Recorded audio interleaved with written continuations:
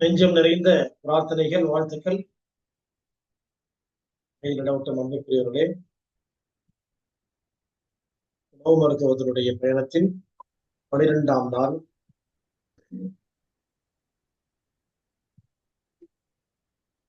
உணவு எப்படி சாப்பிடணுன்றதை பத்தி போன வாரம் பேசிட்டு இருக்கோம். சாப்பாட்டை எப்படி சாப்பிடணும், எந்த டைம்ல சாப்பிடணும், எப்ப சாப்பிடணும், எப்ப சாப்பிடக்கூடாது அப்படின்றத பத்தி போன வாரம் பண்ணிட்டே இருந்தோம்.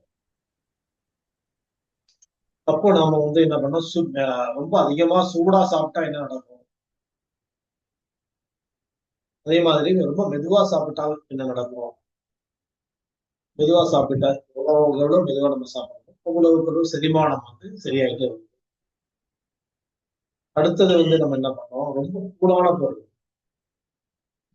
குளிர்ச்சி அதிகமாக ஃப்ரீஸ்டு அந்த மாதிரி உள்ள உணவு பொருளை சாப்பிடணும். என்ன நடக்குது உணவு, அதை பத்தி திங்க் பண்ணது. எலும்புகள், பற்கள் இதெல்லாம் வீணாயிடுதுன்றதை பத்தி ஏற்கனவே நம்ம பேசியிருக்கிறோம். இருந்தாலும் ஒரு முறை அதை நினைவு பண்றேன். ரொம்ப குளிர்ச்சியா சாப்பிட போகும்போது நம்முடைய பற்கள் சேதமடையும். பல்லுல ஒரு சேதம்னு சொன்னா உங்களுடைய கவனம் எங்க போனா எலும்புகளுக்கு போயிடும். மண்டை ஓடாவனா இருக்கலாம், இல்ல தோள்பட்டை எலும்பு, முழங்கை எலும்பு, மணிக்கட்டு எலும்பு, அப்படி இல்லைன்னு சொன்னா இடுப்பு எலும்பு, முழங்கால் மூட்டெலும்பு, கணுக்கால் எலும்பு, விரல் எலும்பு, கால் விரல் எலும்பு, இது எந்த எலும்பாவனாலும் இருக்கலாம். எவ்வளவு உணவுக்கு எவ்வளவு குளிர்சாதன பொருள் இதுல பெட்டியில வச்சு சாப்பிடணும், அல்லது குளிர் பதனப்பட்டு சாப்பிடணும். அவ்வளவுக்கு அவ்வளவு நம்ம உடம்புல எலும்புகளுக்கு சேதம் ஏற்படுது. எலும்புகளுடைய சேதத்தை நம்ம எப்படி புரிஞ்சுக்க முடியும்னா, இப்ப மூட்டு வலிக்கலன்னா இப்ப எனக்கு ஒண்ணும் செய்யலன்னு சொல்லலாம். ஆனா பற்கள்ல சேதம் படுதான்னு பாருங்க. பல்ல மாதிரி ஜிலு ஜிலு ஜிலுன்னு இருக்கும், டைட்டா பல்லு உடையும், இல்ல பல்ல ஈறுகள் வீங்கி சீறு பிடிச்சிடும். இந்த மாதிரியான சிம்டம்ஸ். சில பேருக்கு பற்கள்ல ஒண்ணுமே தெரியாது, எலும்புகள்ல தெரியும். தோள்பட்ட மூட்டை இருக்குது, இந்த கை தூக்க முடியல, அந்த கை தூக்க முடியல, கழுத்து எலும்பு கழுத்து தூக்க முடியல, ஒரே மாதிரியே வச்சிருக்கேன், என்னன்னு தெரியல, என்னால முடியல. இல்ல எனக்கு நெஞ்செலும்புல ஒரு மாதிரி அடைச்சமா இருக்குது, இதெல்லாம் வலிக்குது. அப்புறம் போய் டாக்டர் போய் ஹார்ட்ல எல்லாம் செக் பண்ணி பார்த்தா அதெல்லாம் ஒண்ணு இல்லைன்னு சொல்லிட்டாங்க. லங்ஸ் போய் செக் பண்ணா அது ஒண்ணு இல்லைன்னு சொல்லிட்டாங்க. இந்த எலும்பெல்லாம் வலிக்குது, எனக்கு ரிப்ஸ் எல்லாம் வலிக்குது, முழங்கை வலிக்குது, மணிக்கட்டு வலிக்குது, விரல்லாம் வலிக்குது, முக்கால அப்படின்னு சொல்லி. இதுக்கும் மெயின், அதாவது நிறைய காசஸ் எல்லாம் இருக்குது. இதெல்லாம் நம்மளால ரிமூவ் பண்ண முடியும், அதாவது நீக்க முடிஞ்ச காரணங்களா இருந்தால் அதை நீக்கி விட்டா நல்லது இல்லையா வாழ்க்கையில. அந்த மாதிரி சீல்டு ஐட்டம்ஸ் நம்ம சாப்பிட போகும்போது கொஞ்சமாவது அது வாயில தாங்குற பதம். அதாவது ரொம்ப சூடா ரொம்ப குளிர்ச்சி அப்படின்னு சொன்னா என்ன அர்த்தம் சொன்னா, நாக்கு தாங்கக்கூடிய அளவுக்கு இருந்தால் அது உடம்பு ஏற்றுக்கொள்ளும். எதுவுமே உடம்பால ஏத்துக்க முடியுதா இல்லையான்றதுக்கான இடம் நாக்கு தான். ஒரு பொருளை நாக்கால் ஏற்றுக்கொள்ளப்பட முடியுது இந்த உடம்புலன்னு சொன்னால் அது உடம்பு அக்செப்ட் பண்ணிக்கும். நாக்கால ஏத்துக்க முடியாத எந்த ஒரு உணவையும் உடம்பு ஏத்துக்காது. ரொம்ப சோடா நாக்குல ஊத்த முடியாது, உள்ள முழுங்கிட்டா அன்னைக்கு இறந்து போயிட்டான் பஸ்ல ஏறும்போது. அப்ப ரொம்ப குளிர்ச்சியா உள்ளது சாப்பிட போகும்போது கங்க தடிச்சு போயிடும், நாக்கு தடிச்சு போய் பேசுறதே பைசு வாயில வச்சுட்டு பேசுறா எப்படி பேச முடியும். ஐஸ்கிரீம் சொல்லல, அதே மாதிரிதான் நாளைக்கு பெராண்டிக் அட்டாக் ஆயிட்டாலும் அப்படிதானே ஸ்பீச் வருது. அப்ப இப்பவே டெம்பரரியா நாக்கு என்ன ஆகுது, இந்த ஐஸ்கிரீம் ஐஸ் சாப்பிட போகும்போது பெராண்டிக் சிம்டம்ஸ் காட்டுது. ஃபியூச்சர்ல அதை தொடர்ந்து இருந்தால் அது நிச்சயமா பெர்மனன்ட் பிரச்சனையா அந்த மாதிரி ரொம்ப குளிர்ச்சியான உணவுகளை நம்ம அவாய்ட் பண்ணணும். இப்ப நம்ம தண்ணி தாகடிக்குன்னு சொல்லிட்டு ஐஸ் வாட்டர் குடிக்கல, ஐஸ் வாட்டர் அவ்வளவு ஆபத்துகள். இதெல்லாம் பின்னாடி ரத்த ஓட்டத்தை தடை செய்யணும். அதாவது சிம்பிளா யோசிச்சா நமக்கு புரியும். யார்கிட்ட கேட்க வேணாம், சயின்டிஸ்ட கேட்க வேணாம், டாக்டர் கேட்க வேணாம், கூகுள்ல செக் பண்ண வேணாம், நீங்களே சுய பரிசோதனை பண்ணி பார்க்கலாம். எப்படி நாக்குல ஒரு பொருள் வச்சா என்ன ஆகுது, நாக்கு தடிச்சு போயிடுது. ரைட்டு. நம்ம ஃப்ரிட்ஜில் ஒரு பொருள் வச்சா என்ன ஆகுது? ஃபார் எக்ஸாம்பிள் பாலை ஃப்ரிட்ஜில் வச்சா என்ன ஆகும்? உறைஞ்சு போயிடும். இப்ப நாக்குல ஐஸ் வச்சா என்ன ஆகும்? உறைஞ்சு போயிடும். பால் மாதிரி உள்ள எது ஓடிட்டு இருக்கு உடம்புக்குள்ள? நிறைய சுரப்பிகள் இருக்கு, உடம்பு போல சுரப்பிகள். உள்ள 2 பகுதி தண்ணி இருக்குது. உள்ள 2 பகுதி தண்ணியும் உறைஞ்சு போயிட்டா பனி பிரதேசங்கள் எப்படி இருக்குது? ஆர்டிக், அண்டார்டிக் எல்லாம் எப்படி இருக்குது? நியூஸ்ல இப்ப எல்லாம் பாத்துக்கலாம். இதெல்லாம் போய் பார்த்து நாங்க இப்ப போனதே இல்லை, எனக்கு தெரியாது. எல்லாமே இப்ப இங்க உட்காந்துட்டு பார்க்கலாம். அதே மாதிரி உடம்புக்குள்ள உள்ள சுரப்பிகள் எல்லாம் வந்து ஸ்தம்பிச்சு போயிடுச்சு, உறைஞ்சு போயிடுச்சுன்னு சொன்னா, உறைநிலைக்கு போயிடுச்சு சொன்னா என்ன ஆவாங்க? அந்த நீர் சுரப்பு எல்லாம் உறைஞ்சு போயிட்டால் அந்தந்த உறுப்புகள் செயல்படாது. கண்ணின் நீர் சுரப்புகள் உறைஞ்சு போயிட்டா கண்ணு வேலை செய்யாது. நாக்குல உள்ள நீர் சுரப்புகள் வந்து உறைஞ்சு போயிட்டாங்க, நாக்கு வேலை செய்யாது. உடம்புக்குள்ள நாளமில்லா சுரப்பிகள் அப்படியே டெவலப் ஆகி ரத்தத்துக்கு போங்க. பிளட் உறைஞ்சு போயிட்டா என்ன ஆகும்? ஃப்ரீஸ் ஆயிடுச்சுன்னு சொன்னா உயிர் போய்விடும். போய் வந்துட்டு இருக்குது. ஐஸ் வாட்டர் குடிக்கும் போதெல்லாம் நம்ம உயிர் போகுது, திரும்ப வருது. திரும்ப வந்துட்டு இருக்குதுன்றதுனால நம்ம வந்து அலோவ் பண்ணிட்டு இருக்கிறோம். திரும்ப வராம போயிட்டா யாருக்கும் தெரியாது, புரிஞ்சு போயிடும். அந்த அளவுக்கு எச்சரிக்கை இருக்கணும். கூட்டை விடவும் குளிர்ச்சி ஆபத்து. சூடு இருக்கிற வரைக்கும் உடம்புல உயிர் இருக்கும். அதுவே அதிகமான சூடு உடம்ப வந்து என்ன பண்ணிடும்? கரண்ட் ஓவரா இருந்துச்சுன்னா எல்லாம் பட்டு தெரிச்சிடும் இல்லையா? ஃபேன் போயிடும், லைட் போயிடும், ஃப்ரிட்ஜ் போயிடும், ஏசி போயிடும். அதே மாதிரிதான். அப்ப ரொம்பவும் வந்து சூடான பொருள் வந்து இந்த மாதிரி அதை விடவும் ஆபத்து, ரொம்பவும் குளிர்ச்சியான பொருள். மறுபடியும் கவனப்படுத்துறதுக்காக தான் நான் சொல்லிட்டு இருக்கேன். ஏன்னா திரும்ப திரும்ப வந்து நம்ம வந்து பேசிட்டே இருக்க முடியாது. சரி, ரைட்டு.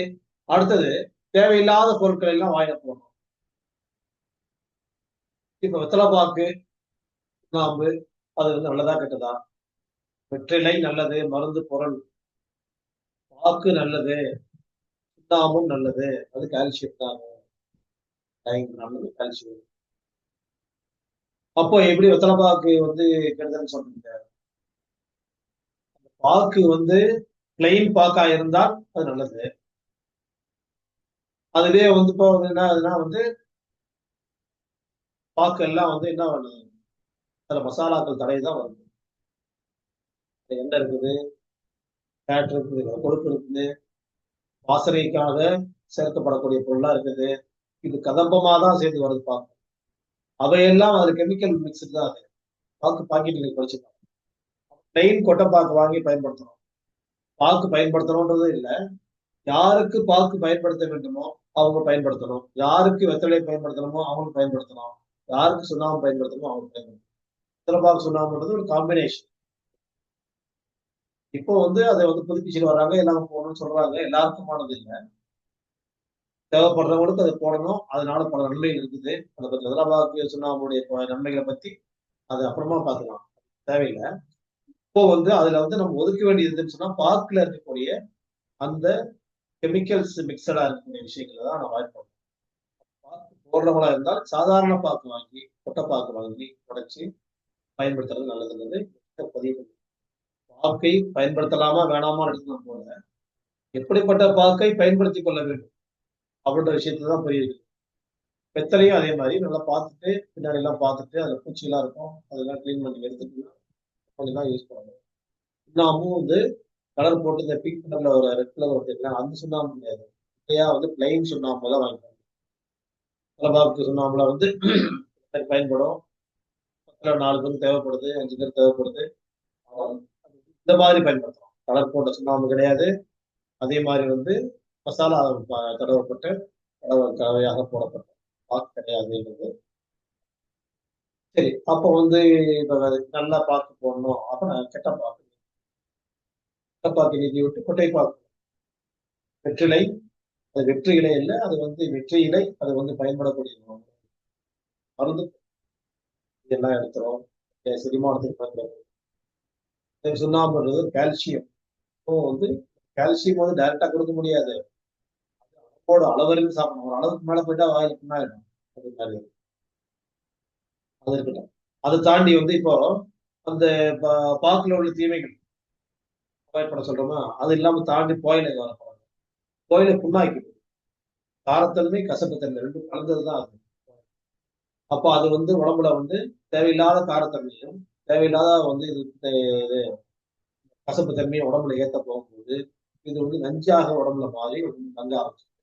அது குடல்ல, வாயில, கன்னங்கள்ல இந்த மாதிரி வந்து புற்றுநோய் வரைக்கும் கொண்டு வருது. இதுக்கப்புறமா வந்து பொடி பொடி போடுறது பழக்கம். ஏன்னா உணவுப் பொருளை பத்தி பேசும்போது மூக்கும் சேர்ந்துதான் இப்ப வந்து பேஸ்ல இருக்கக்கூடிய இடத்துல மூக்கு வாய்க்கு அருகாமல். அப்போ வந்து பொடி மூக்குல போறதே வந்து தப்பு நம்ம பேச போகும்போது வாய்க்குள்ள ஈரல போட்டு தேய்க்கிறாங்க. அவங்க வந்து அந்த மாதிரி தேய்க்க போகும்போது என்ன ஆகுச்சுன்னா முதல்ல ஈறுகள் பலவீனம் அடைஞ்சு பற்கள் சேதம் அடைஞ்சு பல்லாம் கொட்டி சீக்கிரமா வந்து இந்த வாலிபம் இடத்தை தாண்டி வயோதிகத்தை அடைய போறாங்க. ரெண்டாவது வாய் புற்றுநோய்க்கான அவங்களே வழி ஏற்படுத்திக்கிறாங்க என்பது பல்ல வச்சு அந்த பொடியை தேய்க்கிறதுனால ஆனா ஒவ்வொரு பல்லும் வந்து ஒவ்வொரு உறுப்போட கனெக்ஷன் ஆயிருக்கின்றது அக்குபஞ்சர் சந்திப்பு.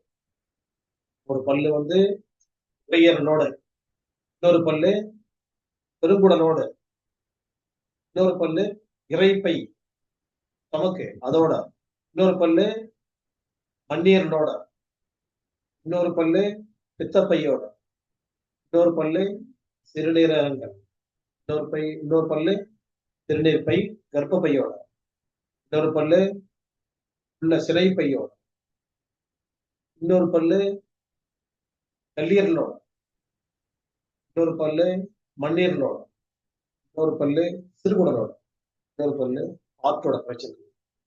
ஒரு பல்லுக்கும் அர்த்தம் இருக்கு. பல்லாட்டுகளுக்கு தெரியாத அர்த்தம், மேலை நாடுகளுக்கு தெரியாத அர்த்தம், கீழே நாடுகளுக்கு மட்டுமே தெரிந்த உண்மை.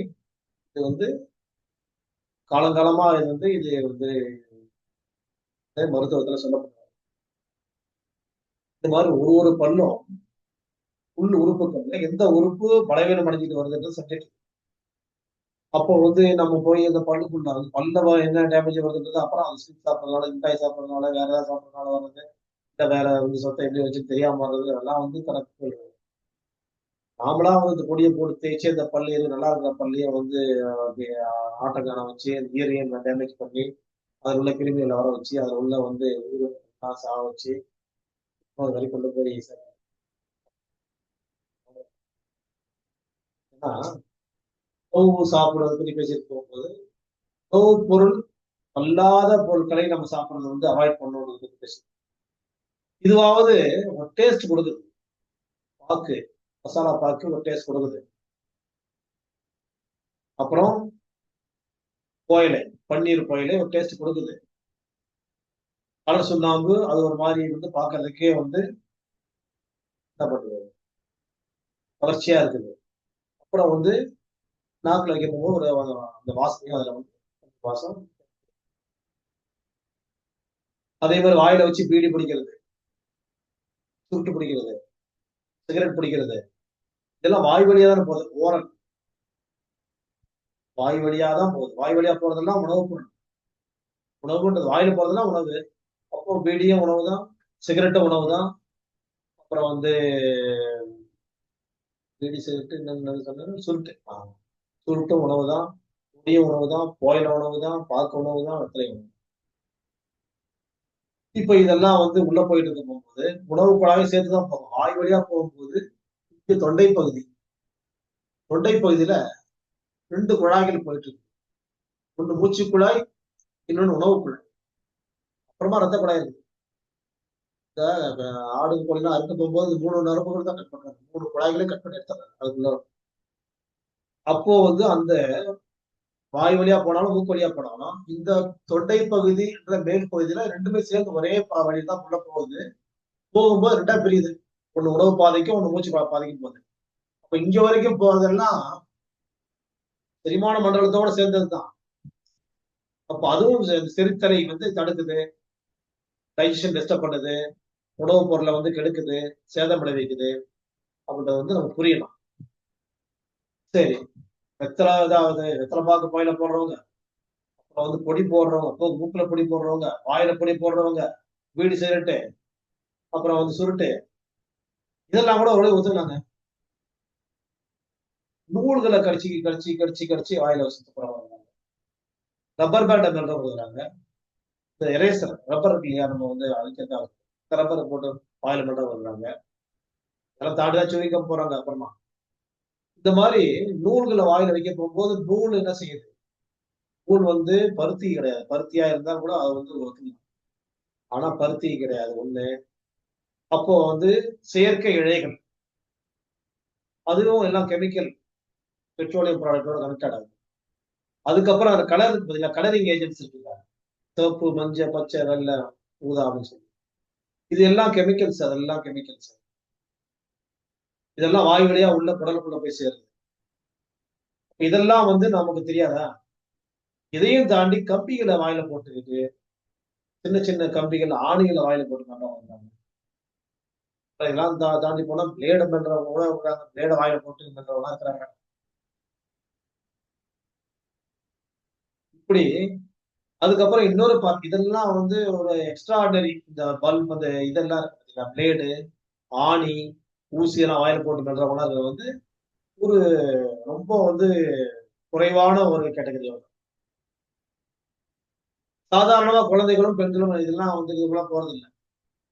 அவங்க பார்ட்டே தனி. அவங்க வந்து இந்த பல்பம், சாக் பீஸ், அதுக்கப்புறம் வந்து பென்சில். பென்சில் லெட்டர் இருக்கு பார்த்தீங்களா? அது பாய்சன். அதுக்கப்புறம் வந்து செவுத்து சுரண்டி சொல்றது சுண்ணாம்பு சாப்பிடும். இப்ப இந்த பெயிண்ட சொல்ல முடியல. இந்த மாதிரி இது அவங்க பார்ட் அது. பல்பும் டப்பா டப்பா காலி ஆயிட்டு இருக்கும். Chalk piece. இந்த லிங்க்ல தான் வருது நாமக்கட்டி. இந்த நாமக்கட்டி, சாக் பீஸ் சாப்பிடணும்னா குடல்ல வந்து புழுக்கள் வந்து அதிகமாக உற்பத்தி இருக்குதுன்றது ஒண்ணு. ஆறுது, ஆகப்போகுது, ஆகுது, ஏற்கனவே இருக்குது. உடல் பூச்சிகள், புழுக்கள் இருந்துச்சுன்னு சொன்னால் இந்த தேவைகள் அவங்களுக்குள்ள அதிகமா ஆகுது. அரிசி பண்ட வருகிறாங்க, தானியம் பண்ட வருகிறாங்க, வந்து கண்டத வாயில போட வருகிறாங்க. அப்பப்ப ஏதோ ஒண்ணு வாயில போட்டுக்கணும். எந்த வாயில வேணாலும் போடலாம். கல்லுத்துக்கு, மண்ணத்துக்கு போடலாம். பேர் கூட வாயில போட முடியாது. அவங்க அறியாம போடுறாங்க. நிறைய வந்து அதாவது ஒரு நஞ்சு பொருளை கூட தெரியாம நஞ்சுன்னு சாப்பிடுறது கூட அது வந்து அருவருப்பு இல்லை. அருவருப்பு ஆகக்கூடிய ஒரு பொருள்லாம் வந்து வாயில போட்டு சாப்பிடுறதா இருக்கிறாங்க. அது மாதிரி பட்டியல் வந்து நீளுது. பெரிய பட்டியல். அதை வந்து எல்லாத்தையும் நம்ம வந்து இப்ப வந்து வழக்கமா வந்து பேச முடியும். ஏன்னா நினைக்கும் போதே வந்து அருவருப்புல இருக்கும். அதை வந்து எப்படி பேசுறது, எப்படி நீங்க கேட்பீங்கன்னு எனக்கு தெரியாது. தெரியும். அது வரைக்கும் இதுவே பெருசு. இந்த மூலம் நல்லது, எப்படி ரப்பர் பேண்ட் நல்லது, ரப்பர் பேண்ட், சாக் பீஸ், அப்புறம் பல்பம், அதுக்கப்புறம் வந்து நாமக்கட்டி, அப்புறம் ஓடுகள். இப்படியா வந்து வாயில போடுற அளவுக்கு வந்து சமையல் கட்டக்கூடிய பொருள்லாம் வாயில போடுறதா இருக்கும். போடும்போது நைஸ் டிஸ்டர்ப் ஆகும். சும்மா வாயில தான் போட்டு சொன்னா செரிமான மண்டலம் வந்து சரியா வேலை செய்யாது. நின்று போயிடும். சாப்பாடு சொன்னா நம்ம நம்ம நல்ல சாப்பாடு அளவா வந்து சத்தான உணவு சாப்பிட்டா கூட அது வந்து ஜீரணமாகாது. அது வந்து உடம்புல இப்படி எல்லாம் வந்து இருக்க போகும்போது அப்போ நம்ம வந்து இதெல்லாம் தாண்டி இதெல்லாம் எதுவுமே கிடையாதுங்க. நாங்க ஒண்ணும் பிளேடு சாப்பிடுறது கிடையாது. ஆணி சாப்பிடுறது கிடையாது. இரும்பு துண்டெல்லாம் சாப்பிடுறது கிடையாது. நாங்க சாக்பீஸ் சாப்பிடுறது இல்லை. நாங்கெல்லாம் வந்து ரப்பர் பேண்ட் சாப்பிடுறது இல்லை. நாங்க நூல் சாப்பிடுறது இல்லை. நாங்க பருப்பம் சாப்பிடுறது இல்லை. நாங்க கோயில போடுறது இல்லை. நாங்க பொடி போடுறது இல்லை. அப்படின்னு தீவிரமாக நீங்க பேசக்கூடிய இருப்பே இல்லை. ஆனால் நெக்ஸ்ட் ஸ்டெப்புக்கு வரேன். இந்த ஸ்டெப் எல்லாம் இல்லைன்னு சொல்லி ரைட்டு கன்ஃபார்ம் பண்ணிட்டீங்களா? நெக்ஸ்ட் ஸ்டெப் கேசரி போடுறீங்களா இல்லையா? கேசரி பவுடர் பாய்சன், நஞ்சு. கேசரி பவுடரு நாங்க வித்தோம். 40 வருஷம் முன்னே விற்க போகும்போதே எங்களுக்கு கேஸ் ஃபைல் ஆயிடுச்சு. உணவு வந்து கலப்படம் வந்து பொருள் வித்தாங்கன்னு சொல்லி கலப்பட கேஸ்ல எங்களை வந்து மெயில் பண்ணி போட்டு கொடுத்தோம். நான் வந்து அப்போ வந்து கோர்ட்டுக்கு நான் போயிருந்தேன். நான் தான் போயிருந்தேன். அது நான் தான் வந்து என்னதான் வந்து கோர்ட்டுக்கு என்ன நான் தான் வித்தேன். அந்த கேசரி பவுடர் வந்து பாய்சன். அது ரொம்ப பனிஷ்மெண்ட் பண்ணுறாங்க. அந்த பனிஷ்மெண்ட் வந்து யாரோட உடனடிக்கை வச்சு நாங்க வந்து இந்த தப்ப இனிமே செய்ய மாட்டோம்னு ஜட்ஜ் சொல்ல சொன்னாங்க. சொன்னா பிராஸ்டியூட்ஸோட சேர்த்து வச்சாங்க. அப்போ வந்து கேசரி பவுடர் அன்னையிலிருந்து நாங்க விற்கிறத நிறுத்திட்டோம். அப்போ வந்து கேசரி பவுடர் நஞ்சு. கேசரி பவுடர் வந்து நஞ்சுன்னு சொன்னா கடையில விற்கக்கூடாது. கடையில விற்கக்கூடாதுன்னா மொத்த விற்பனையாளர்களை போய் கேட்கணும். மொத்த விற்பனையாளர்கிட்ட போகும்போது அது உற்பத்தியாளர்கிட்ட போகணும். உற்பத்தி எப்படி பர்மிஷன் கொடுத்தாங்க அவங்க அப்படி எடுத்து சாமானியர்கள் ஒரு ஜட்ஜிட்ட கேட்க முடியாது, கோர்ட்ல கேட்க முடியாது, ஒரு அரசாங்கத்தை கேட்க முடியாது. ஆனா கேட்க வேண்டிய இடம் எது? உங்களுடைய சமையலறை, ஒரு நாக்குக்கு.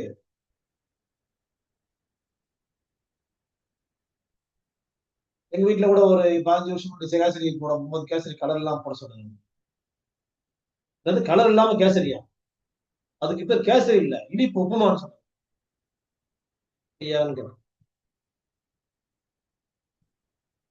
கலர் இல்லாம சாப்பிட தயாரா இல்ல நம்ம. லட்டுக்கு வாங்குறோமே, லட்டு கலர் தான். மஞ்சள் கலர். பூந்தி பவுடர். ஜாங்கிரி வாங்குறோமே சிவப்பு கலர். ஒவ்வொரு வீட்லயும், ஒவ்வொரு பேக்கரி ஃபுட்லயும் கலர் சேர்க்கறாங்கன்றது வேற வெளியில. நாம வீட்டுக்குள்ள சேர்க்கிறோமே. கேசரி பவுடர பத்தி பேசிட்டு இருக்கும்போது வீட்ல உள்ள சமையல் பத்தி தான் பேசுறோம். நம்ம ஸ்வீட் ஸ்டால்ல போய் வாங்க சொல்லி சார். ஸ்வீட் ஸ்டால்ல வந்து கலர் தான். அது பேக்கரி ஃபுட் எப்படிலாம் தயார் பண்றாங்கன்றதெல்லாம் வந்து வேற விஷயம். பேக்கரி ஃபுட் அவாய்ட் பண்ண சொல்றோம். வேற விஷயங்கள்ன்றது எப்ப சொல்றது? பேசிக்கிறல. இன்னைக்கு விக்கலன்னா நாளைக்கு அழிச்சுட்டு புதுசா செய்றாங்க. அதுவே தான். அதே போட்டு போட்டு. அடுத்த வாரம் அதேதான். ஊறுகாய் ஏஜென்ட் எடுத்து வச்சேன் ஒரு காலத்துல நானு. ஊறுகாய் வியாபாரிக்காரன் தான். இதெல்லாம் வந்து ரொம்ப நாள் ஆச்சு. பூசண பூசி ஏஜென்ட் வந்தான். எல்லாத்தையும் மேல உள்ள இருக்குல்ல, டேபிள்ல போய் சேர்த்தான். அவன் பேக்ல இருந்து என்ன பண்ண ஒரு கரண்டி எடுத்து பூசண பூச்சதெல்லாம் டக்கு டக்குன்னு எடுத்துட்டு வெளியே போட்டான். புதுசா பாட்டில் அவன் ஸ்டாக் வச்சிருந்த பாட்டில் எடுத்து ஃபில்லப் பண்ணி எடையை கரெக்ட் பண்ணான். புதுசா ஸ்டிக்கர் வரும். லேபிள்லாம் கிழிச்சு நல்லா துடைச்சான். புது லேபிள் விட்டுட்டு இந்தாங்க பூசு. என்னப்பா அது சொல்லு. என்னப்பா பூசணம் மேலதாங்க போயிருக்குது. அது எடுத்தாச்சு. அதுக்கு பதில் அந்த இடம் குறையதுக்கு பதில் வேற வந்து நான் எக்ஸ்ட்ரா போட்டேன். லேபிள புது லேபிளா மாத்திட்டு இன்னைக்கு டேட் தான் வந்துருக்கு. இன்னைக்கு தான் ஃபர்ஸ்ட் மேனுஃபேக்சரிங் டேட் இன்னைக்கு தான். கேன்சல் பண்ணேன் ஏஜென்சிய. அதுதான் பண்ணிருக்கீங்க. பே பண்ணிருக்கேன். அப்புறமா ஊறுகாய் ஏஜென்ட் சிரிச்சுட்டே போனான். இதோட வேணாமா? ஆனா இதெல்லாம் நம்ம தெரிஞ்சு வச்சுக்கணும். வீட்டுக்குள்ள நம்ம சமையல் கட்ட மட்டும் முதல்ல கரெக்ட் பண்ணலாம். அதெல்லாம் வாங்கக்கூடாதுன்றதெல்லாம் வந்து நம்மளும் தான் சேர்த்து சாப்பிடணும். எல்லாத்தையும் கொடுத்தா நீங்க கொடுத்தா நான் வேணாம்னு சொல்லணும். அதுதான் நம்ம எல்லாருக்குமா சேர்ந்து தான் நம்ம பேசிட்டு இருக்கோம். நான் வந்து நான் பேசி நீங்க கேட்கறதுக்காக இல்ல. உங்களுக்கும் எனக்குமாக, எனக்கும் உங்களுக்குமாக சேர்த்து கல்விதான். நம்ம மாற்றங்களை ஏற்படுத்தணும். உணவு மாற்றங்களை ஏற்படுத்த வேண்டும். அப்ப நம்ம உணர்வில் ஏற்படக்கூடிய மாற்றங்கள் தான் உணவில் மாற்றங்கள் ஏற்படுத்த முடியும். உணர்வுல ஸ்ட்ரிக்டா இருக்கும். உணர்வுகளை நம்மளால கட்டுப்படுத்த முடியல. காம்ப்ரமைஸ் ஆகிக்கிறோம். இன்னைக்கு பரவாயில்ல எவ்வளவு சாப்பிடலாம். நாளைக்கு பார்த்துக்கலாம். நாளைக்கு பார்த்துக்கலாம் மனப்பான்மை நாளைக்கு நம்ம இருக்குமோ யாருக்கும் தெரியாது. ஆனா நம்ம அதை பத்தி எப்பவுமே அந்த நாளைக்குன்ற விஷயம் தான் நான் பேசிட்டே உட்காந்து. இதெல்லாம் விட இந்த வாயில போடுற விஷயங்களை பத்தி சொல்லும் போது ஒரு முக்கியமான விஷயம் சொல்லவே மறந்துட்டேன் நான். உலகத்திலேயே கேவலமான ஒரு அழுக்கு சாக்கடையை விட மோசமான ஒரு பொருள் இருக்குது. சாக்கடையோட மோசம். புழுக்கள் நிறைஞ்ச சாக்கடை. மலமும் புழுக்களும் நிறைந்த சாக்கடையை விட கேவலமான ஒரு அருவருப்புக்கத்தக்க ஒரு பொருள் இருக்குது. என்ன பொருள் தெரியுமா உங்களுக்கு?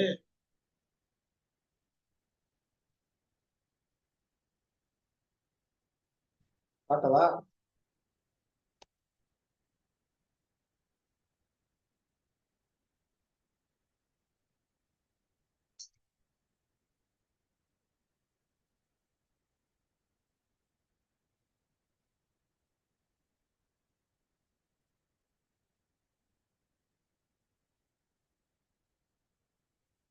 எத்தனை கைப்படுது? எத்தனை அழுக்குகள் இருக்குது?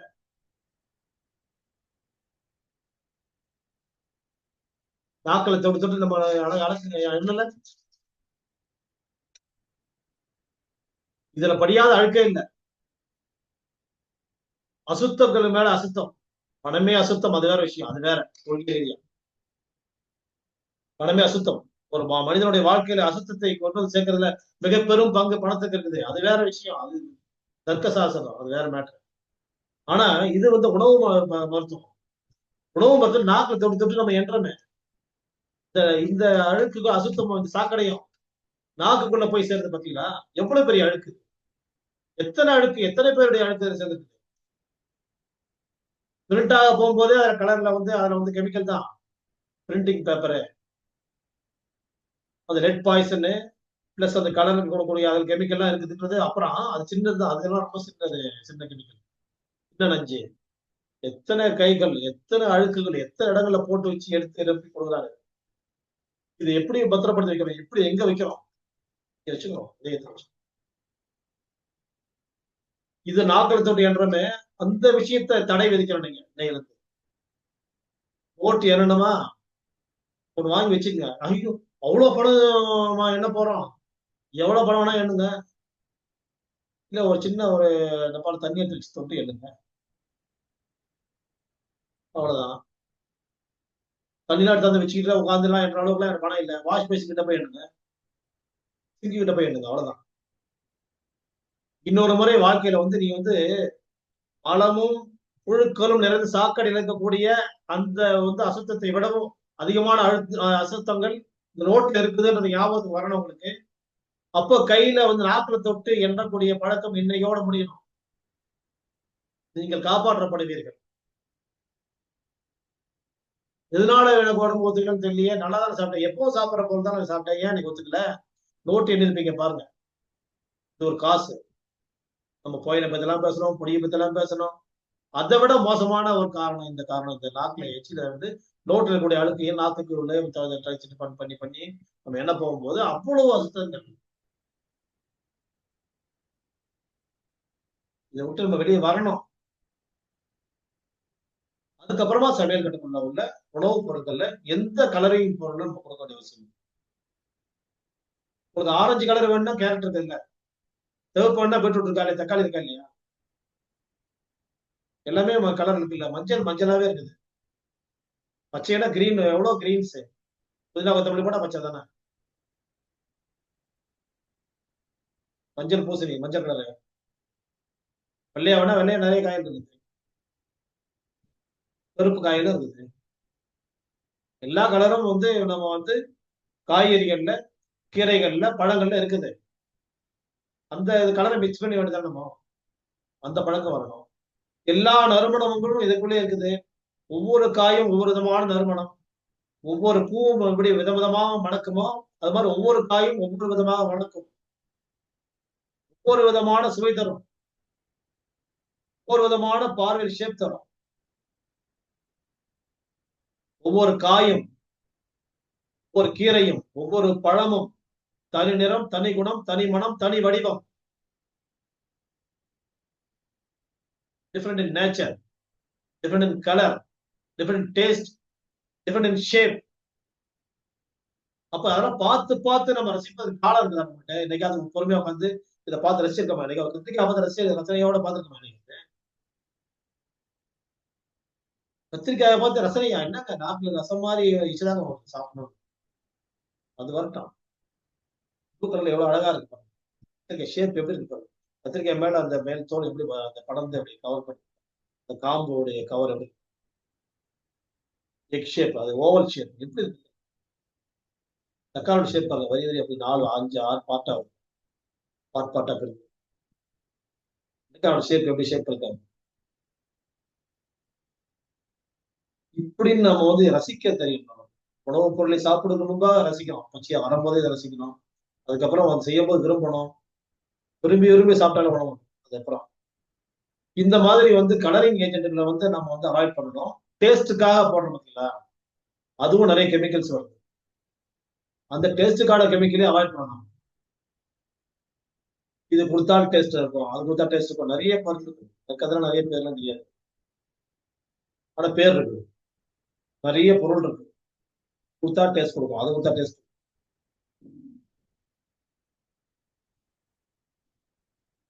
ஒரு சிக்கன் கம்பெனி அவங்க என்ன சொல்றாங்க, 115 விதமான கெமிக்கல்ஸ் ஆட் பண்றோம் சிக்கன்ல சொல்றாங்க.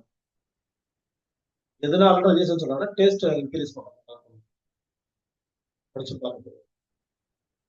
நம்ம வீட்டுக்குள்ள தயார் பண்ணக்கூடிய உணவுப் பொருள் எந்த ஒரு டேஸ்டுக்கான ஒரு ஏஜென்ட்டையும், எந்த ஒரு கலருக்கான ஏஜென்ட்டும் இல்லாம அந்த உணவுப் பொருட்களையே நம்ம அதை உருவாக்க முடியும். நம்மளால அவ்வளவு திறமை நம்மகிட்ட இருக்குது, அவ்வளவு அறிவு நம்மகிட்ட இருக்குது, அவ்வளவு ஆற்றல் இருக்குது, அவ்வளவு எக்ஸ்பீரியன்ஸ் யாருக்கு இல்ல. ஏன் அதை பயன்படுத்த மாட்டோம்? நம்ம பாட்டுல வந்து புதுசு புதுசா பார்த்து பார்த்து அதை வாங்கி இதை வாங்கி ஏன் ஆட் பண்ணணும்?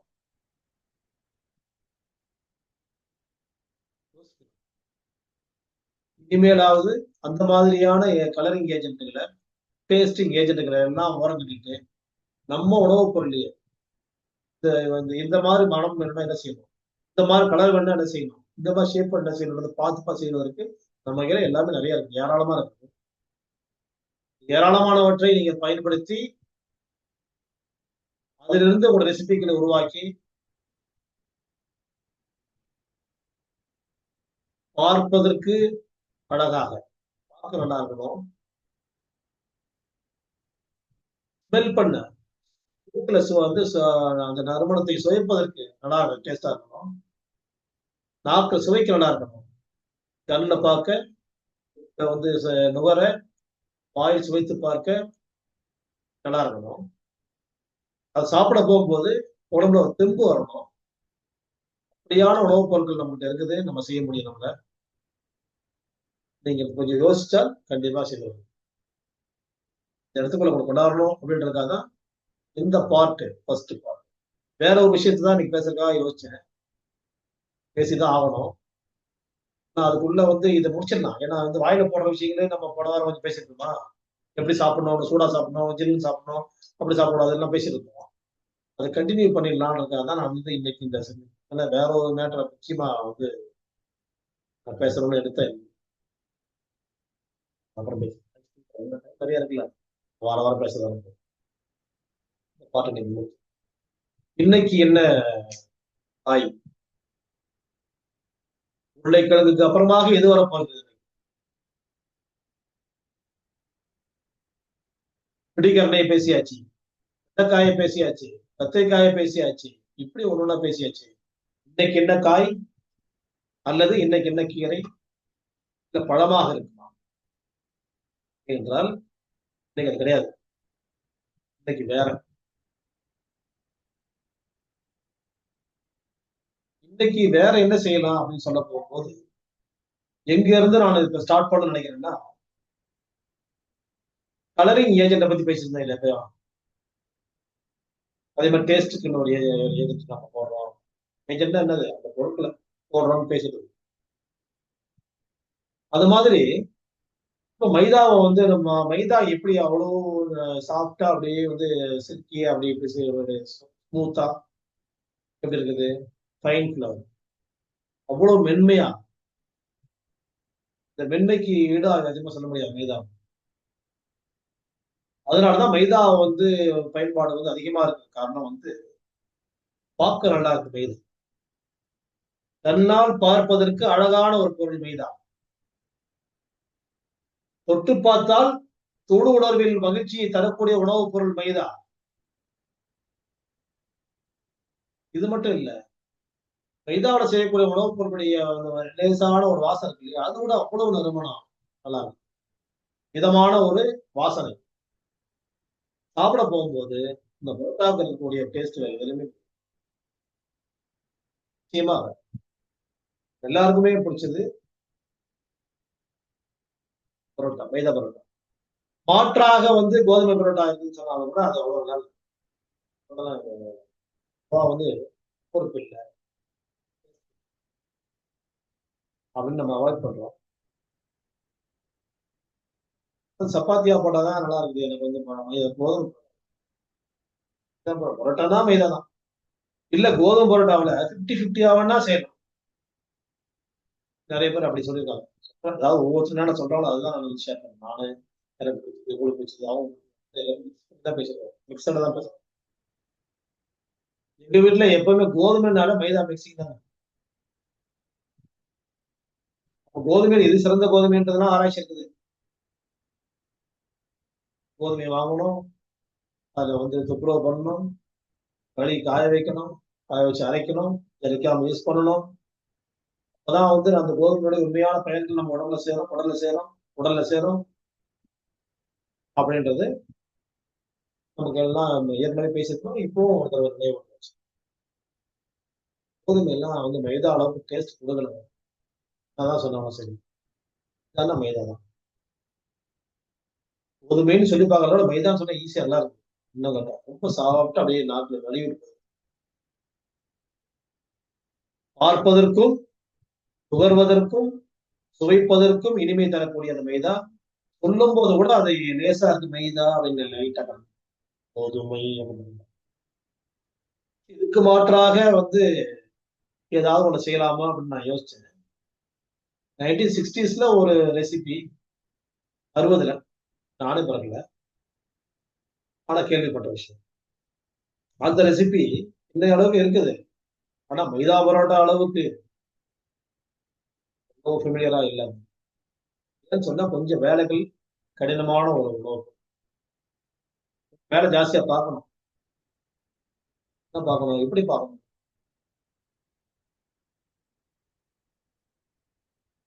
சொல்ல போற உணவு பொருள், ஒரு சாப்பாடை பத்தி தான் பேசுறேன். எந்த காயும் கிடையாது, எந்த குழம்பும் கிடையாது, கிடையாது. லீவ் விட்டாச்சு, மார்க்கெட் லீவ், கோயம்பேடு மார்க்கெட்டுக்கு லீவ், அதனால காய் கிடையாது. இன்னைக்கு உணவு பொருள். இப்போ மைதாவுக்கு பரோட்டாவுக்கு இணையாக டேஸ்ட் தரக்கூடிய இன்னொரு உணவை பத்தி யோசிக்க போகும்போது 1960களில் இது கம்மியா இருந்துச்சு. இப்போ வந்து அது அவ்வளவா யூசேஜில் இல்லை, எங்கேயாவது ரேரா இருக்கு. அந்த உணவுப் பொருளுக்கு பேர் என்னன்னு சொன்னா ரவை பரோட்டா. ரவை பரோட்டா எப்படி போடுறது அப்படின்றது உங்களுக்கு தெரிஞ்சிருக்கோம். நான் சொல்லி வைக்கிறேன், நம்ம வந்து பேசி வச்சுக்கோம். ரவை எல்லாம் எடுத்துட்டு தண்ணி போட்டு எப்படி கோதுமாவை பிசையணும், எப்படி மைதாவை பிசையணுமோ அந்த மாதிரி பிசையணும். நல்லா பிசைஞ்சிட்டே இருக்கணும். பிசைஞ்சு முடிஞ்ச உடனே லேசா எண்ணெய் போட்டு மறுபடியும் லேசான தண்ணி, அது கூட உப்பு கொஞ்சம் போடணும். எப்பவுமே அதெல்லாம் தெரிஞ்சதெல்லாம் வந்து ஒன்றும் சொல்லணும்னு அவசியம் இல்லை. அது தெரிஞ்ச விஷயம் தான், கூட தான் செய்வாங்க எல்லாரும். உப்பு இல்லாம வந்து உப்பு இல்லாத பட்டம் போயிடும். வந்து கையில எவ்வளவுக்கு எவ்வளவோ வந்து நமக்கு வந்து செய்தல் அப்படின்ற விஷயம் எல்லாத்துக்கும் அவ்வளவுக்கு அளவு மிருதுத்தன்மை சாப்பிட சொல்லும். கடைசியா கொஞ்சம் எண்ணெய் போட்டு நல்லா பிசைஞ்சிட்டு மூடி வச்சிடணும். மூடி வச்சிடணுமா, வைக்க போகும்போது எதுல வைக்கணும்? ஃப்ரிட்ஜ்லயா? 60ல ஃப்ரிட்ஜினுடைய யூசேஜ் எல்லாம் அவ்வளவா எல்லாம் இல்லை. ரொம்ப வந்து எங்க ரொம்ப பெரிய பணக்காரங்க, பணியாளர்கள், ஜமீன்தார்கள், லட்சவாந்தார்கள் அப்படி உள்ள வீடுகள்ல எல்லாம் வந்து ஃப்ரிட்ஜுக்கு உடனே உடனே வச்சிருக்காங்க. அது மாதிரி எல்லா வீட்டுல ஃப்ரிட்ஜ்லாம் கிடையாது. அப்போ வந்து என்ன பண்ணுவாங்க, உரி இருக்கும், உரி தொங்கும் வீட்டுல, அந்த உரியில வச்சிருப்பாங்க, இல்ல அலமாரில வச்சிருப்பாங்க. சமையல் கட்டு, சமையல் மேடையெல்லாம் போட முடியாது. அதுக்கிட்ட ஏதாவது ஒரு 2 அடுக்கு 3 அடுக்கு மாதிரி ஏதாவது பழைய மாதிரி போச்சு, அது போல வச்சிருப்பாங்க. நன்றாக பிசையப்பட்டு கடைசியாக கொஞ்சம் எண்ணெய் ஊற்றி பிசையப்பட்டு அந்த ரவை நல்லா ஊறிட்டு இருக்கும், அது பாட்டில் ஊறும். மறுநாள் காலையில் அதை எடுத்து நல்லா அடிக்கணும், மாவு அடிக்கணும். அது தெரியல, துணி துவைக்கிற மாதிரி அடிப்பாங்க. இப்ப துணி துவைக்கவும் தெரியாது, மைதா அடிக்கவும் தெரியும். மைதா செஞ்சு அடிக்கவும் தெரியும். கடையெல்லாம் பார்த்து அடிப்போம், அடிச்சிட்டு இருக்கோம். அந்த மாதிரி அடிக்கணும். அடிச்சிட்டு மறுபடியும் கொஞ்சம் எண்ணெய் போட்டு நல்லா சின்ன சின்ன உருண்டைகள் எப்படி நம்ம வந்து மைதா பரோட்டா செய்யணுமோ அதே மாதிரியே வந்து நகட்டணும், உருட்டணும். அது கூட வந்து எண்ணெய் போடணும். வேணும்னா வந்து நெய் போடுறவங்களும் இருப்பாங்க. எல்லாம் வந்து மறுபடியும் நகட்ட போடணும். பரோட்டா மாதிரி எண்ணெய் விட்டு பொரிச்சால் இந்த மைதா பரோட்டாவை விடவும் பரோட்டா டேஸ்டியர் ஒன் அப்படின்றது அந்த காலத்தை சாப்பிட்டவங்களுடைய ஸ்டேட்மெண்ட். இந்த காலத்துல நான் சொல்லிட்டு ஸ்டேட்மெண்ட் வந்து ஸ்டேட்மெண்ட்ன்றது எனக்கு வாயில் எப்படி வச்சிருமா, டேஸ்ட்மெண்ட்னு சாப்பிட்ற பொருள் இல்லையா, அதனால ஸ்டேட்மெண்ட்ன்றது டேஸ்ட்மெண்ட்னு வந்துருச்சு. அதுவும் நம்ம அப்படி ஒரு வார்த்தை வச்சுன்னா அவ்வளவு இனிமையா இருக்கும். இதுக்கு நிகராக வந்து மைதா பரோட்டாவே இருக்க முடியாது, அது 2ஆம் இடத்துக்கு போகக்கூடியதுன்னு ஒருத்தர் சொன்னாங்க. அந்த அளவுக்கு டேஸ்ட் கொடுக்கக்கூடிய உணவு பொருள். ஆனா செய்யற விதம் இருக்குது, நீங்க கரெக்டா செய்யணும். ஆனா காத்திருக்கணும், முதலாளி நல்லா போட்டு நீங்க வந்து அதை வந்து கடைஞ்சி ஊற வச்சாதான் வந்து மறுநாள் டேஸ்ட் கொடுக்கும். இம்மீடியட்டா அதை பண்ணோம்னா அவ்வளவு டேஸ்ட் வராது. இப்பவே எடுத்து இப்பயே செஞ்சாக்க அது வேலைக்கு ஆகாது, அவ்வளவா வந்து போட்டு கொடுக்காது, டேஸ்ட் கொடுக்காது, வாசனை கொடுக்காது. இந்த தகவலை உங்களோட ஷேர் பண்ணி, இந்த ரவை வந்து நல்லதாகும். ரவை நல்லதுன்னா எதுக்கு தெரியுமா? மைதாவில் 2 விதமான கெமிக்கல்ஸ் ஆட் பண்றாங்கன்றது நம்ம பார்த்துட்டு தான் இருக்கோம். ஒண்ணு வந்து ஒயிட் ஆக்கறதுக்காக ப்ளீச்சிங் ஏஜென்ட், ஒயிட் கலர் ஆக்கறதுக்காக. இன்னொன்னு சாஃப்ட் ஆக்கறதுக்காக ஒரு கெமிக்கல். 2 ரசாயன பொருட்கள் அந்த கோதுமையிலும் தயாரிக்கிறது தான் அது. கோதுமையிலும் தயாரிக்கிறது. அதுல 2 கெமிக்கலும் சேர போகும்போது ஒண்ணு வந்து வெண்மையாகுது, ஒயிட் ஆகுது ப்ளீச் பண்ணி. 2வது சாஃப்ட் ஆகுது இன்னொரு கெமிக்கல். அப்ப 2 கெமிக்கலும் வந்து நம்ம உடலுக்குள்ள போய் என்ன மாற்றங்கள் ஏற்படுத்துது? தோலில் நிற மாற்றங்கள் ஏற்படுத்துது. ப்ளீச் பண்ணுதுன்னு சொல்லும்போது அந்த உணவு பொருள்ல பார்த்தீங்கன்னா உள்ளே தான் ப்ளீச் பண்ணுது. தோல்லாம் வந்து நமக்கு வெள்ளை புள்ளிகள் வருவதற்கான வாய்ப்பு. அத்தனை 8 பேருக்கு இருக்குது. அதான் இருக்கு. என்ன சொல்றாங்க? வந்து அரிப்புகளையும் தடிப்புகளும் வர்றதுக்கு காரணமாகும். இன்னொரு கெமிக்கல் ரொம்ப சாப்பிட்டு அப்ப என்ன ஆகுதுன்னா உடல்ல போய் ஒட்டிக்க வைக்குது. உடல்ல ஒட்டிச்சுன்னு சொன்னா அதுல வந்து சத்துக்களை பிரிச்சுக்கிட்டு கழிவை வெளியே தள்ளக்கூடிய வேலைகள் வந்து ரொம்ப அதிகமா இருக்குது உடலுக்கு. உடனடியா செய்ய முடியாது, காலதாமதமாகும். அந்த அளவுக்கு ஹார்ட் பிளட் சப்ளை பண்ணி ஆகணும். பிளட் சப்ளை பண்றதுக்கு எவ்வளவு போராடி, ஃபார் எக்ஸாம்பிள் நான் அதான் எல்லாரும் சொல்லுவேன். புரோட்டா சாப்பிட்டா ஒரு 3 நாள் ஆகும். ஏதாவது கோல்டன் ஹவர்ஸ் ஹார்ட்டை பொறுத்த வரைக்கும் என்னன்னா 72 மணி நேரம், 24 மணி நேரம், 3 டேஸ். அந்த மாதிரி தான் வந்து புரோட்டாவோட ஜீரணிக்கிறதுக்கு 3 நாள் ஆகுது. புரோட்டான்னு ஆசைப்படுறவங்க வந்து அடுத்த 3 நாளைக்கு ரொம்ப ஜாக்கிரதையா ரொம்ப லேசான உணவுகள் சாப்பிட்டு பக்குவமா வந்து உடம்பை மெயின்டைன் பண்ணா மட்டும்தான் வந்து இந்த மைதா உள்ள போய் ஜீரணிக்கிற அளவுக்கு அந்த உடம்பை பார்த்து வைக்கணும். உடலுடைய வேகமெல்லாம் அளவாத வேலை செய்ய முடியும். அதை ஸ்பீடப் பண்ணணும்னு சொன்னா குடல் கெட்டு போயிடும். நாளைக்கு ஹெர்னியா கம்ப்ளைண்ட் அப்படியே ஒண்ணு டெவலப் ஆயிட்டு போகும். அப்புறம் அல்சர், பைல்ஸ் எல்லாம் வர்றதுக்கான காரணங்களாக நம்மளே ஏற்படுத்திக் கூடாது அப்படின்றது ஏற்கனவே நம்ம வந்து எல்லாரோட சேர்ந்து பேசிதான் இருக்கிறோம். டெய்லி பேசுற விஷயங்கள் தான் நான் வந்து எப்பயாவது பேசுறது இல்ல. அடிக்கடி போய் அப்போ கொஞ்சம் இன்னைக்கு ஒரு கம்ப்ளைண்ட் வராங்கன்னா அந்த விஷயத்தை பத்தி பேசுறேன். அவங்க பைல்ஸா இருக்கலாம், அல்சரா இருக்கலாம், இல்ல ஹெர்னியாவா இருக்கலாம், ஏதோ ஒரு கம்ப்ளைண்டா இருக்கலாம். ஆக மொத்தம் யாரோ ஒருத்தருடையும் வந்து இந்த உள்ள போய் குளூட்டன் பசையமாக பசை மாதிரி உடலில் ஒட்டி கொள்ளக்கூடிய உணவுப் பொருட்கள்ல இது ரொம்ப பிரதானமா எடுத்த வலிக்குது இந்த மைதா. அது மாதிரி ஒட்டிக்கும் போது அதை சுரண்டி அதை சுத்தம் பண்ணி அதை சத்தம் எடுத்துக்கிட்டு அதை கழிவுகள் வெளியே தள்ளுறதுக்கு ரொம்ப நீண்ட ஒரு காலம் டைம் தேவைப்படுது. நீண்ட காலம் சும்மா இருக்க முடியாது. ஹார்ட் அது வரைக்கும் பிளட் அந்த இடத்துக்கு சப்ளை பண்ண போகும்போது மற்ற இடங்களுக்கு ரத்தத்தை சப்ளை பண்ணுவதற்கான கால அவகாசமோ அந்த வந்து ஓய்வோ இல்லாம இருக்கனால மற்ற உறுப்புகளுக்கு ரத்தம் பாய்வது குறைஞ்சிரும். அதனால வந்து பலவிதமான நோய்களுக்கும் ஆபத்துகளுக்கும் இந்த மனிதன் ஆளாகி விடுகின்றான் அப்படின்ற விஷயத்த நாம் புரிஞ்சோம்னு சொன்னா இதெல்லாம் ஸ்டிக்கியாக பிசுபிசுப்பாக பசையை போன்று இருக்கின்றதோ அந்த உணவுப் பொருட்களை நம்ம விட்டு அப்புறப்படுத்த தயாராகணும் அப்படின்னு பார்க்கும்போது இந்த மைதாவை விட இந்த ரவை பரவாயில்லைன்னு சொன்னோம். ரவை ரெக்கமெண்ட் பண்றேன்னு சொல்லலாம். ஆனால் உப்மா பத்தி பேசுறேன். மழைக்கால உப்மா, புயல் கால உப்மா. அது எனக்கு வாழ்க்கையில 3 வருஷம் நடந்த விஷயத்தை பத்தி பேச போகும்போது அந்த ஒரு புயல் அடிக்கிற போது நாங்க வந்து சாப்பிட்ற உப்மா நல்லா இருக்குது. What are the ingredients of the upma, what are the benefits of the upma, what are the drawbacks of the upma அப்படின்னு சொல்லி பேச போகும்போது அறுசுவையா இருக்குது, அப்புறம் ஜீரணசக்தி நல்லா இருக்குது அப்படின்னு சொல்லி பேசுறாங்க. பேச போகும்போது கேட்டாங்க, என்னங்க என்ன அறுசுவையும் சேர்ந்த உணவா, அது அவ்வளவு ஆரோக்கியமா உணவான்னு கேட்டாங்க. ஆமா, புளிச்சு போன இட்லி தோசை மாவை விட அது பரவாயில்லன்னு சொல்லி புளிப்பதற்கு முன்பாகவே அதை சாப்பிடுறோம். சாப்பிட போகும்போது அதில் சேர்க்கக்கூடிய உணவுப் பொருள்லாம் வந்து பல விதமாக சேருது. எப்படி சேருது அப்படின்னு சொன்னால் காரத்திற்கு அதில் இஞ்சி போடுறோம், மிளகாய் போடுறோம், பச்சை மிளகாய் போடுறோம், சில பேர் காஞ்ச மிளகாய் போடுறோம். உப்புமாவில் காரம்ன்ற ஒரு முதல் பொருள் சேர்ந்துருதா இல்லையா? உப்புமான்ற பேர்லயே இருக்கிறது உப்பு. உப்பு சேர்க்காம அதை செய்ய போறது இல்லை.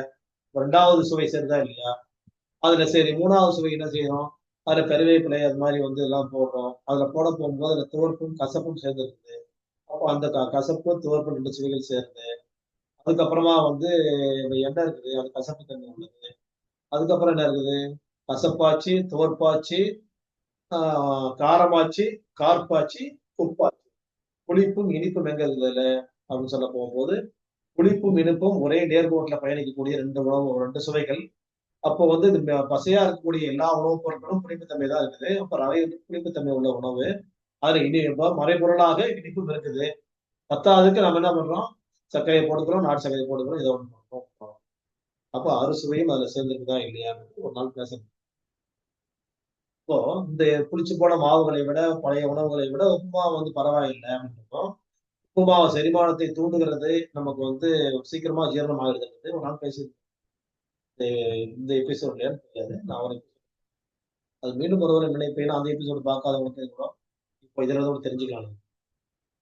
அந்த மாதிரி இன்னைக்கு வந்து இந்த ரவையில இருந்து இன்னொரு உணவுப் பொருள் நான் வந்து கேள்விப்பட்டிருக்கேன். உங்களோட ஷேர் பண்ணிட்டு பாருங்க.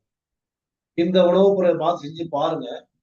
அது சாப்பிட போகும்போது வந்து உங்களுக்கு என்ன பெனிஃபிட்ஸ், என்ன டிராபேக்ஸ் கண்டுபிடிங்க. சாப்பிடும்போது என்ன பெனிஃபிட்ஸ், என்ன டிராபேக்ஸ். டிராபேக்ஸ்னா என்னங்க? என்ன கெடுதல்? எப்படி நாங்க சாப்பிடும்போது எங்க பரோட்டால ஒண்ணும் கெடுதல் தெரியல. எப்பவும் மலச்சிக்கலா இல்ல. புரோட்டா சாப்பிட்ட அன்னைக்கு மலச்சிக்கல் ஏற்படுதான்னு கவனிங்க. அதே மாதிரி இந்த மாதிரி ரவையை பயன்படுத்த போகும்போது மலச்சிக்கல் ஏற்படுதான்னு கவனிங்க. அப்போ அதனுடைய அளவு அது வந்து ரொம்ப கஷ்டமா இருக்குது. இது கஷ்டமா இருக்குன்னு சொன்னா, அதை விட இது பெட்டர்ன்ற இடத்துக்கு வரணும். நீங்க தெரிஞ்சுக்கிற மாதிரி சொல்லிட்டு வரணும். நான் இது மாதிரிதான், இதுதான் அப்படின்னு நான் சொல்லவே இல்லைங்க. ஏன்னு சொன்னா, உங்களுக்கே அந்த பயிற்சி வரணும். எது சரி, எது தப்புன்னு பிரிச்சு நாம தெரிஞ்சுக்கிறதுக்கு நம்ம வந்தாதான் வாழ்க்கையில நம்ம நடைபெற முடியும். யாரு சொல்றதாவது கேட்டுதான் செய்யணும்னு சொன்னா வாழ்நாள் பூரா கேட்டேதான் உட்காந்துக்கணும். நான் உங்களை கொண்டு போகக்கூடிய பாதை அப்படின்னு சொன்னா, என்னை கேட்டு செய்யறதுக்காக இல்ல. உங்களை கேட்டு நீங்க செய்வதற்கான பயிற்சி தான் இந்த உணவு. மற்றபடி ஜெனரல் எழுத்தோட நீங்களே உங்களை பார்த்துக் கொள்வதற்காக. கடைசி நொடி பொழுது எதுவாக இருக்குமோ, அந்த நொடி பொழுது கூட இன்னொருவர் தண்ணி எடுத்து குடிச்சுதான் நம்ம வந்து மரணிக்கிறோன்ற இடை வராம இருப்பதற்காக, நம்ம கடைசி நொடி பொழுதா இல்லாம நாமளே தண்ணி எடுத்து குடிச்சிட்டு, அந்த நேரத்துல நம்ம வந்து கடைசி முடிவை, நம்ம வந்து கடைசி மூச்சை நாம வந்து சுவாசிக்கக்கூடிய வாய்ப்பை பெறக்கூடிய வாய்ப்புள்ளவர்களாக நாம் எல்லாம் ஆக வேண்டும் அப்படின்ற நோக்கத்தில் தான் இந்த வகுப்பு நடைபெற்றது. அப்படின்னு சொல்லும் போது நான் வந்து இதை என்னை கேட்டு செய்யுங்க எனக்கு தான் தெரியும் அப்படின்னு எனக்கு தெரியும்ன்றது காட்டுறதுக்கான இடமும் இது இல்லையா. என்னை கேட்டுதான் நீங்க ஃபாலோ பண்ணுன்றது உங்களை வந்து கொண்டு வரதுக்காக இது இல்லைன்றது புரிஞ்சுன்னு சொன்னா நீங்களே பார்த்து பார்த்து அது ஒத்துக்குதா ஒத்துக்கலையா, இது ஒத்துக்குதா ஒத்துக்கலையா, இதுவும் வந்து அதுல 100% ஒத்துக்கலன்னா இது 80% ஒத்துக்கலாம், இன்னும் அதை விட அடுத்த இடத்துக்கு போங்க. இந்த மாதிரிதான் உங்களை யோசிக்க வைக்கணும், செயல்பட வைக்கணும். அது மாதிரி வந்து நீங்க வந்து பிளான் திட்டமிடுவது மட்டுமில்ல செயலாற்றணும். இப்ப இதெல்லாம் வந்து திட்டத்துல ஒரு பகுதி தான் நம்ம கேட்கறதெல்லாம் இதெல்லாம் பார்த்து கேட்கிறோம். மைண்ட்ல திட்டம் உருவாகும், செயல்படுத்தி பார்க்கணும். நன்மை தீமைகளை நாம் பிரித்து அறிவதற்கு நாம வந்து தெரிஞ்சுக்கிட்டா மட்டும்தான் நம்ம வெற்றி அடைய முடியும் வாழ்க்கையில. வெற்றின்றது எது? ஒவ்வொரு நாளும் உடம்புல வலி இல்லாம, அலுப்பு இல்லாம, சோர்வு இல்லாம, எப்பவுமே தெம்பாக இருக்க முடிஞ்சால் அந்த நாள் வெற்றியான நாள். காலை நைட்டு வரைக்கும் டயர்டாகவே இல்லை, பெயினே இல்லை, எனக்கு எதுவுமே கஷ்டம் இல்லை அப்படின்னு நம்மளால சொல்ல முடிஞ்சால் இதனால் நமக்கு ஆரோக்கியமான நாள், வெற்றி தரக்கூடிய நாள். அந்த மாதிரியான நமக்கு வந்து இடத்துக்கு கொண்டு வரணும் நம்ம. அது முடிதான் பாருங்க. முடிஞ்சால் இந்த வகுப்பை நான் பார்ப்பதனால வெற்றி அடையணும். இல்ல இல்ல நான் அப்பப்ப கேட்டு கேட்டு மைண்ட்ல வச்சுக்கிறேன். கேட்டு பார்க்க நல்லதான் இருக்குது. மரம் பேசுறோம், பழம் பேசுறோம். நல்லதான் இருக்குது. நல்லதான் இருக்குது. அவ்வளவுதான். அது போதும். நம்ம என்னமா நம்ம மட்டும் தனியாக செஞ்சுக்க போறோம். எல்லாருக்கும் செய்ய போகும்போது நான் என்ன 2 சாப்பிடுவேன். நான் ஒரு தோசை ஓட போறேன். நான் ஒரு உப்புமா சாப்பிடுவேன். இதுக்கு போய் என்ன தனியா எனக்குன்னு ஒண்ணு செய்யணுமா? இதுதான் உங்களுடைய கேள்விக்கு உங்களுக்கு பதிலா இருக்கும். அப்படி இருக்கக்கூடாது. நான் இந்த மாற்றத்தை எனக்காக செய்து கொள்ள போகிறேன். எனக்காக. நமக்கு அப்புறம் தான் தனக்கு மீது தானம். முதல்ல நம்மள சரி நிக்க வச்சு நல்ல வைக்கலாம். அதுக்கு மேல தோள்பட்டையில நிறுத்த முடியல. நாம வந்து நம்மளே தடவை மாறிக்கிட்டு நம்ம தோள்பட்டை எத்தனை பேர் நிறுத்த முடியும்? யாரையும் நிறுத்த முடியாது. நம்மளும் 4 பேரை பிடிக்கணும். அந்த இடத்தை விட்டு வெளியே வந்து நம்மளால வெற்றி அடைய முடிஞ்சால் தான் வெற்றி. அப்படிப்பட்ட வெற்றியை நீங்கள் பெற வேண்டும். அதற்கான வந்து பயணம் தான் இந்த உணவு மருத்துவம். அப்ப நம்ம வந்து ஒவ்வொரு வாரம் பார்க்க போகுது என்ன பதிய வைக்கணும். நாம் நடைமுறைப்படுத்துவதற்கு சரியானதான அது நடைமுறைப்படுத்தி பார்க்கணும். சரியானதானது பிளானிங். நடைமுறைப்படுத்தி பார்க்கணும் அப்படின்றது எக்ஸிகியூஷன். அது முடியறது. செஞ்சு பார்க்கணும். சரியா வருது வரல. இது சரியா வராது. இந்த காலம் பிற்பாட்டில் சொல்லிட்டு இருக்கேன். வராது வராது. இது சரியா வருது. அப்போ அடுத்த திட்டம் உங்களுக்கு உருவாகும். காலம் வந்து குறுகிய காலம். போக போக வந்து அந்த பயிற்சியா மாறும். எப்பவுமே வண்டி ஓட கத்துட்டே இருக்க மாட்டாங்க யாரும். கத்துக்க போகும்போது கஷ்டமா தான் இருக்கும். வண்டி ஓட ஆரம்பிச்சிட்டாக்கா ஆட்டோமேட்டிக்கா கை எங்கெங்க பிடிக்கணுமோ எதை பிடிக்கணுமோ காலை ஏதாவது தரணுமோ எல்லாம் ஆட்டோமேட்டிக். இப்படிப்பட்ட ஒரு வாழ்க்கையை தான் நம்ம வந்து பெறணும். வாழ்க்கை வந்து நிம்மதியான வாழ்க்கையாகவும் நடக்கணும். நிம்மதியான ஒரு முடிவையும் நமக்கு கொடுக்கணும். இப்படிப்பட்ட வாழ்க்கையை பெறுவதற்கான வாய்ப்பாக இந்த வகுப்புகள் பயன்பட வேண்டும். வருகின்ற கல்வி அனைத்தும் ஆசிரியர் பெருமக்களுக்கானது. அவர்களுக்கான பிரார்த்தனைகளோடு நிறைவு செய்கின்றேன். நன்றி.